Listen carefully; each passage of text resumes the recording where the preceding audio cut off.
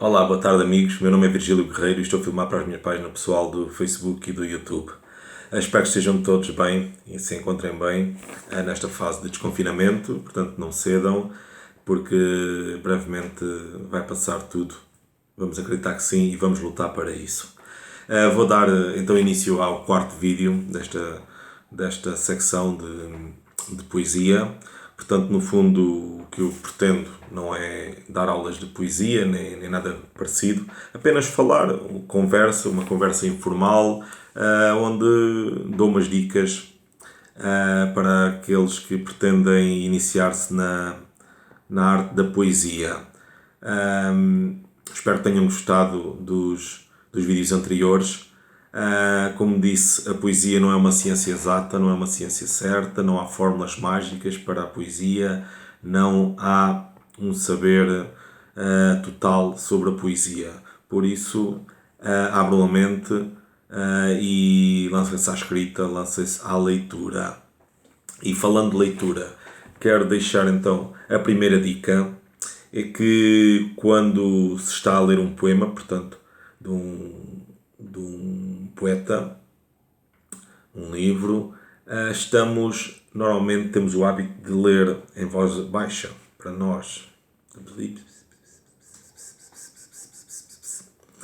E uma das coisas que não fica na nossa mente são os sons, a sonoridade, o ritmo e muitas vezes a própria melodia.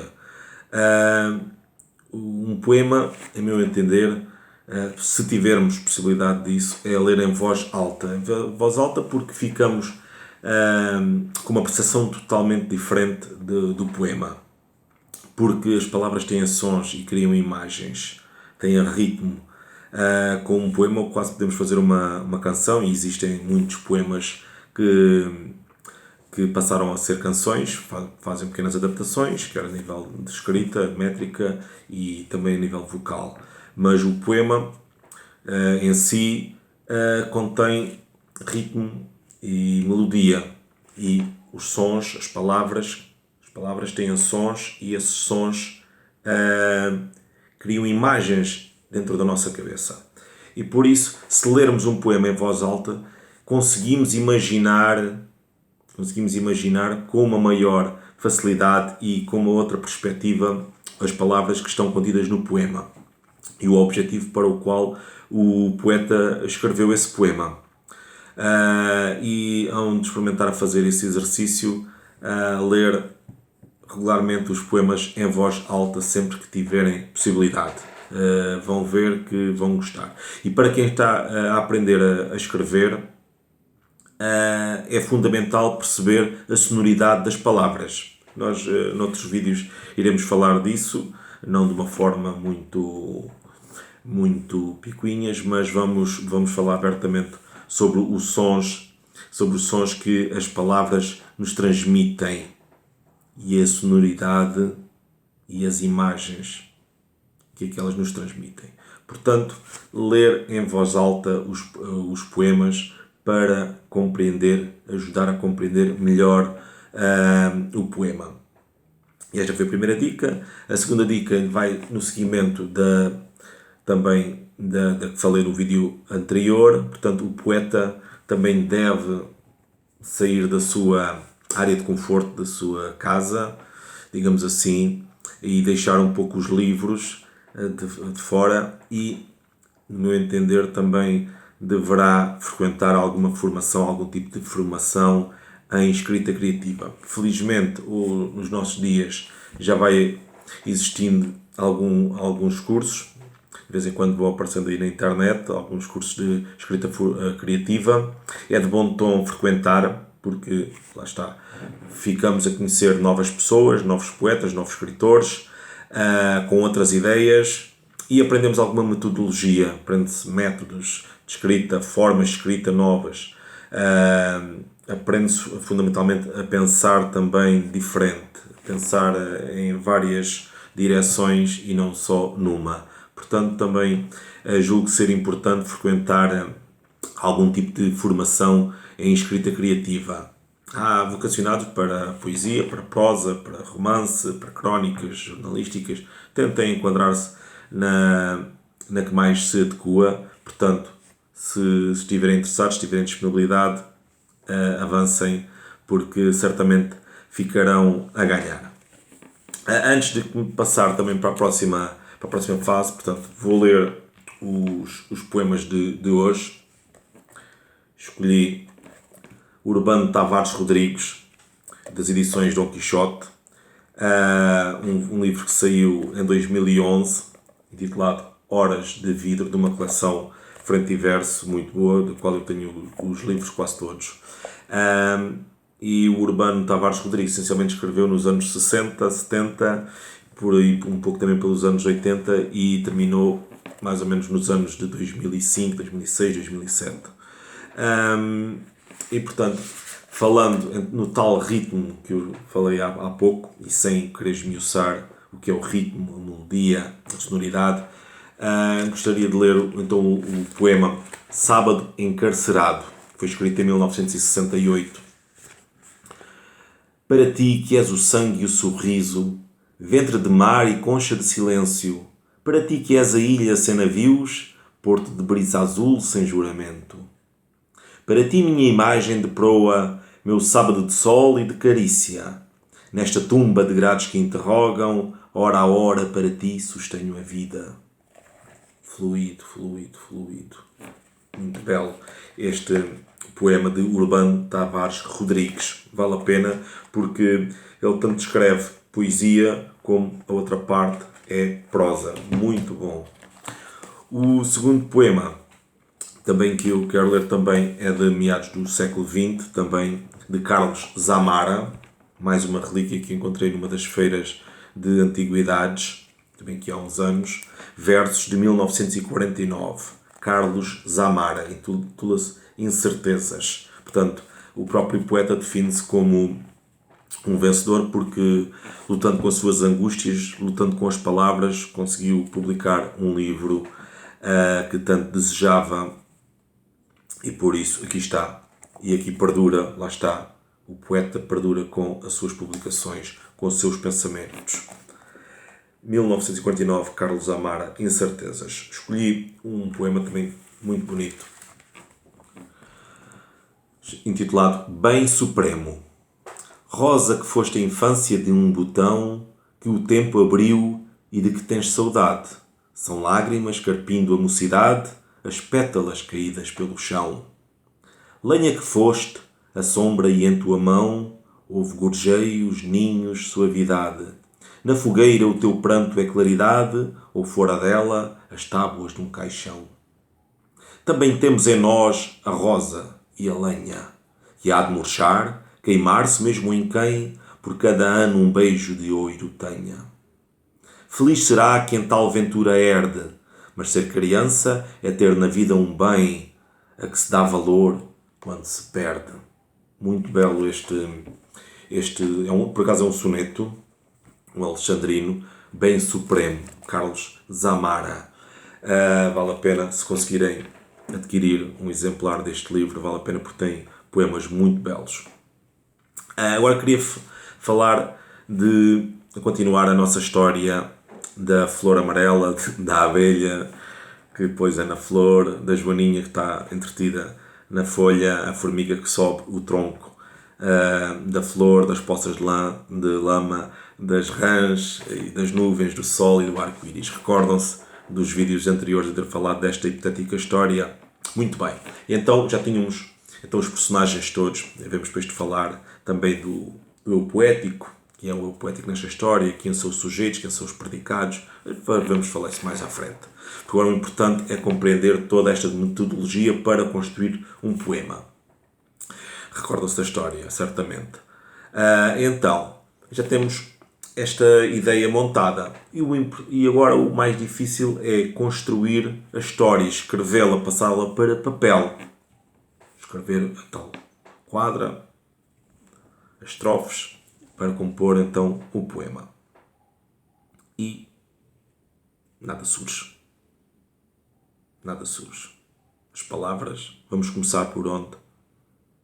Está um belo dia de sol, está um belo dia de chuva, lindas flores no campo, não sai nada.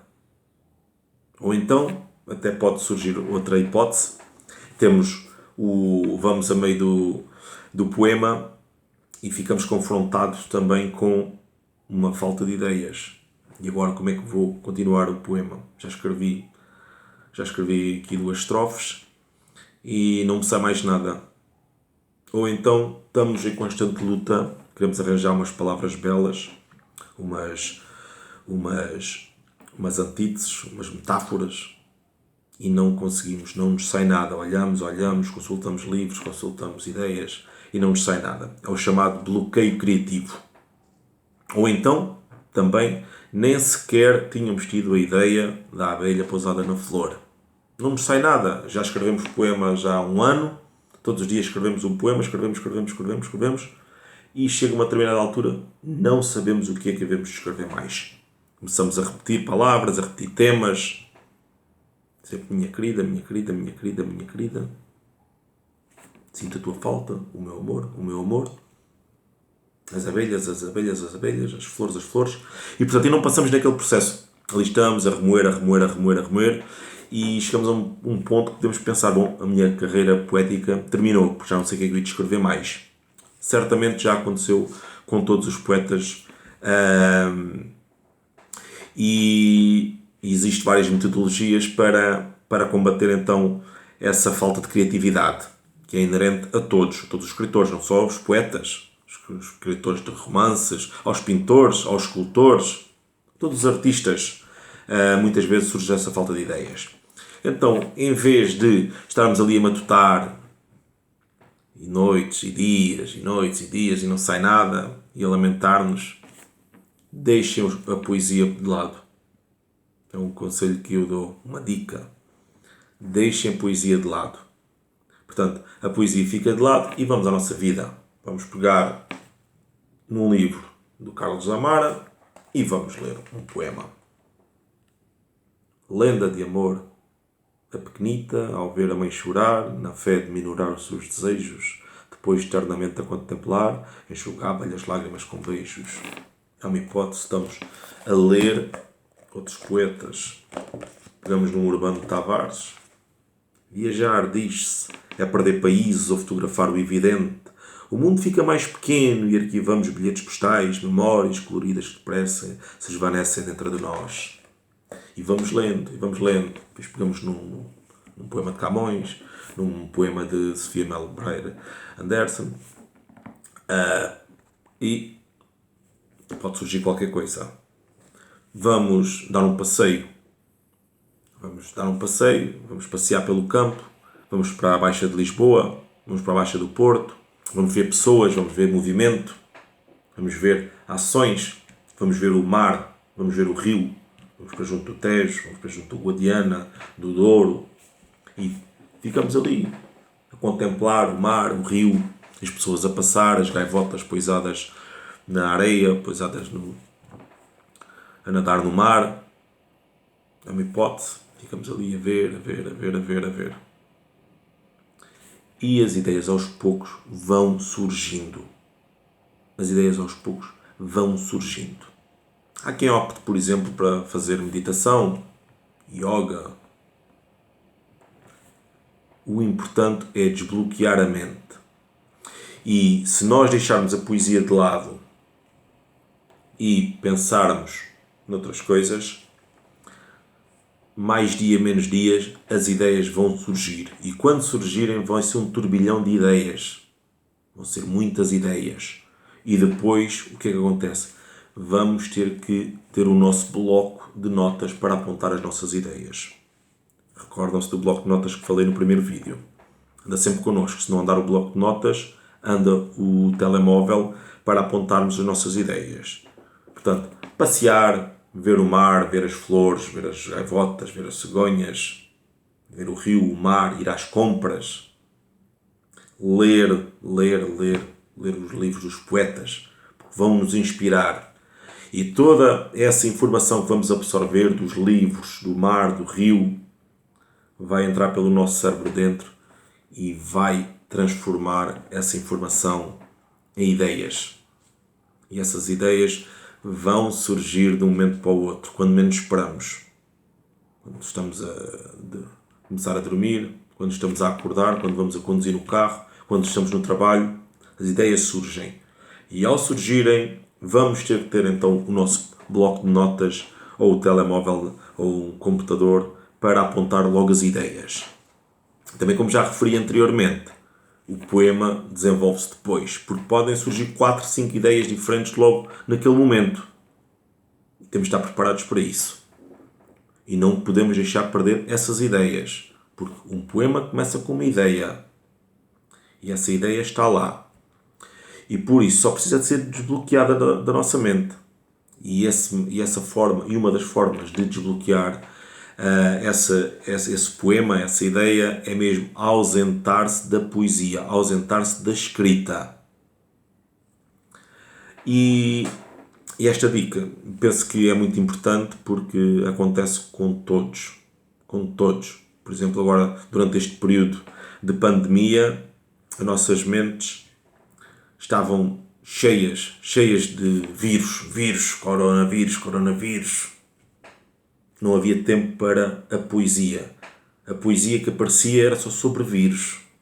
Vírus, coronavírus, isolamento social, abraços, afetos, precisamos de abraços, precisamos de afetos. Ok, mas a poesia não gira só em torno disso. Por isso, o melhor é parar nesse momento. Parar, fazer uma pausa, as tais férias. Também quando estamos a trabalhar precisamos férias para carregar baterias. E aqui na escrita acontece exatamente o mesmo. Precisamos também de férias. E quando retomamos então a escrita, as ideias vão fluir. Quanto ao termo das ideias fluírem e daquilo que observamos ao nosso redor, também devemos deixar as ideias amadurecerem. Temos os nossos timings para escrever sobre determinados assuntos. Não vale a pena estarmos a escrever agora um assunto só porque está na moda, porque está na berra, porque vamos cair em clichês. Não vale a pena cair em clichês, em frases feitas.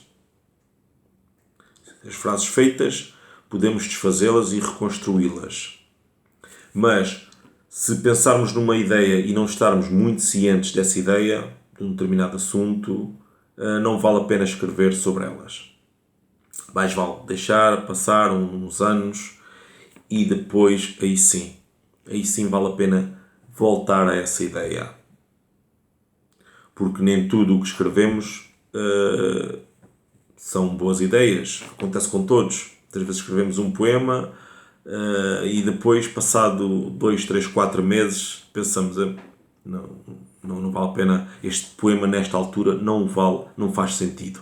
Não faz sentido porque não está totalmente sentido. Precisamos de amadurecer, porque é um sentimento que ainda está a construir-se. E então devemos sim deixar amadurecer esse sentimento, deixar amadurecer essa ideia e depois aí sim voltamos então à carga desse poema. Por isso se vê, por exemplo, que quando é que uma pessoa se começa a interessar efetivamente por poesia, a escrever poesia, depois de passar por várias experiências na vida. Depois de passar por várias experiências na vida. Depois de observar muito a seu redor. Depois de escrever muito. Depois de conhecer técnicas de escrita, formas de escrita, conteúdos. Mas essencialmente experiência de vida. E o poema vai precisar desse amadurecimento também, dessa experiência de vida, para que seja um poema revelador, um poema sério, crítico, musculado. Essas ideias estão cá todas na nossa mente. Agora precisamos extrapolá-las para fora, para a escrita, quando ela estiver totalmente madura. E foi mais um vídeo. Espero que tenham gostado. Voltaremos a encontrar-vos para a semana. E se quiserem subscrever, ser seguidor deste tipo de vídeos, está aí um ícone aí abaixo do vídeo que diz subscrever. Carreguem aí e já sabem quando eu lanço vídeos. Pode ser agora poesia, a próxima vez pode ser outra coisa qualquer. mas simplesmente divirtam-se e cuidem-se, protejam-se. Saúde, vamos vencer e até para a semana.